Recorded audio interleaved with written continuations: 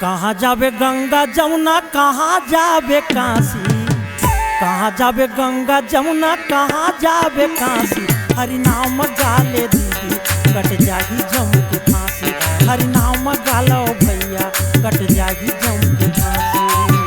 कहाँ जाबे गंगा जमुना कहाँ जाबे काशी, कहाँ जाबे गंगा जमुना कहाँ जाबे काशी। हरि नाम गाले भैया कट जाही जम के फांसी, हरि नाम गाले भैया कट जाही जम के फांसी।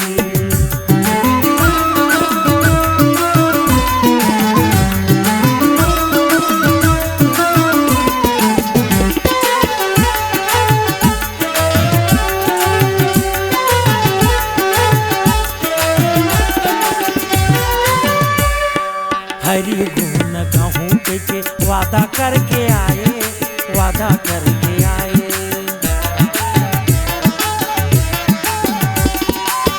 हरि गुण कहूँ के वादा करके आए, वादा करके आए। ये दुनिया के माया संगीत हाँ भुलाए, ये दुनिया के माया संगीत हाँ भुलाए। तन्हा हो ही एक दिन दुनिया माटी। हरि नाम गाले भैया कट जाही जम के फांसी, हरि नाम गाले भैया कट जाही जम के फांसी।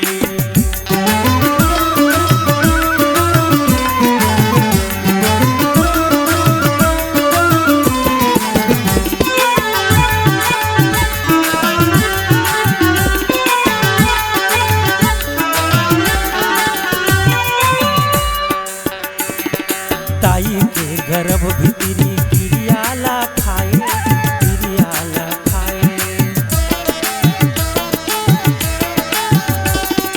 ताई के गर्भ भीतरी गिरियाला खाए, गिरियाला खाए। दुनिया माया के संग माया माँ भुलाए, दुनिया माया के भैया माया माँ भुलाए। एक दिन दुनिया माँ हो जावे माटी। हरि नाम गाले भैया कट जाही जम के फांसी, हरि नाम गाले भैया कट जाही जम के फांसी।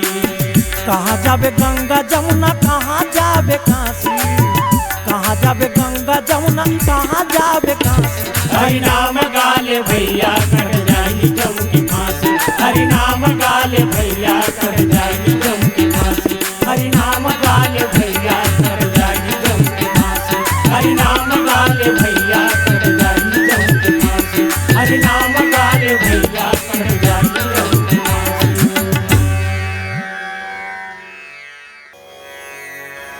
भैया एक आदमी हाँ दिमाग नहीं रहेगा ओकर, सबोल भगवान बरोबर दिमाग नहीं दे रहे। हाँ जी। एक दिन वहाँ ऐसने घुमात घुमात रात कनगा हाँ गांव के बाहर में गिर एक ठन कुआं रहा है। पुन्नी के दिन हाँ चंदा हा हुए रहेगा, पूर्णिमा के चंदा है। हाँ जी। और कुआं झाँक पाई जो है हाँ तो देखते और कही अरे चंदा कुआं में गिर गए है कहाँ थे। हाँ वो जोजवा बानी आके गाँव में कही हाँ जी। चंदा कुआं में गिर गए है, चला चला चला की हाँ। गाँव के में कहते कौन चंदा कुआं में गिर गए दाई साफ झमकीन गा। हाँ और अपन घर के बाल्टी धरी जो है और जाके चंदा गिर गए कि कुआं में बाल्टी बोर के तिरायो है। हाँ जी। एक ठन पथरा के बंधाए रहे कुआं एकदम वो बाल्टी लटक के घा हाँ कास कास के तिरायो है। आखिर में पथरा पकड़ ले रहा है, बाल्टी कहाँ तिरावेगा। हाँ जी। कांच के तिरी तो डोरी टूट गया, उतान गिर गया है। हाँ वो जोजवा राउत था। अच्छा। और ऊपर ला देखी थे कथे अरे भारी मेहनत करे हाँ तो ये चंदा हा कुआं ले निकल के वो ऊपर में गए कहा थे। हाँ। और चंदा ऊपर में हुए थे। तो इसलिए भैया भगवान सब ला बरोबर मती नहीं दे रहे हैं।